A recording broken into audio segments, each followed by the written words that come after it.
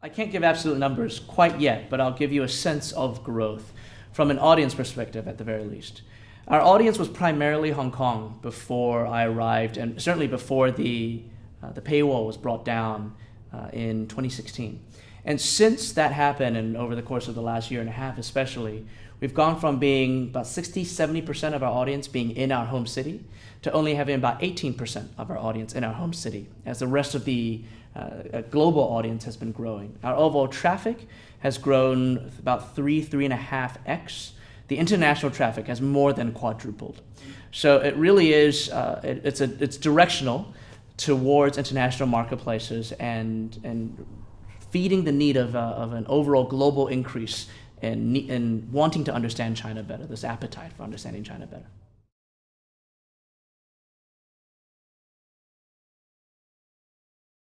Across the entire company, the staff is about 1,100 people, a little bit less than that. Of that 1,100, 350 are in our newsroom, journalists, editors, operations folks in the newsroom. And then there's another 120 that are focused on technology and product. So that's the breakdown of our business today.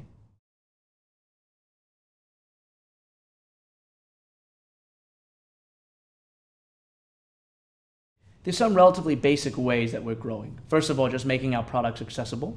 Second of all, not only creating new products, but also writing and assembling our existing products to fit much more closely to the way that consumers today want to consume, how they want to read, how they want to watch, how they want to listen at times.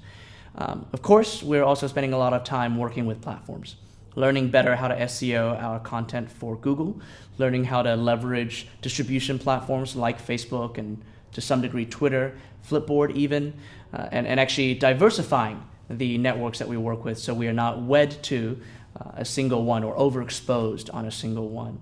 At the same time, we are building new products for new marketplaces, very specifically understanding the needs of audiences that we haven't actually served in the past and making sure that our editorial product fits their needs. So all of those together, with a little bit of marketing dollars, with a little bit of rebranding, have allowed us to grow quite significantly. And we hope that the larger absolute growth is actually still to come. The South China Morning Post does have a number of newsletter products, email newsletter products. Very frankly, we still don't do them well yet. And we actually sincerely believe it's a great engagement tool. Our most engaged users oftentimes click through to our articles from that daily newsletter. They will subscribe to multiple based on topics of interest. And our new products, especially again in new marketplaces, do rely heavily on the newsletter. That is the primary subscription, without dollars, but subscription product. It gives us a sense of where our best customers are, our return customers, and it actually allows us to have much more of a direct one-on-one relationship and a direct voice with those users. So I believe in the format. Our organization is investing in the format, and hopefully we'll have some interesting things to share in the future about it.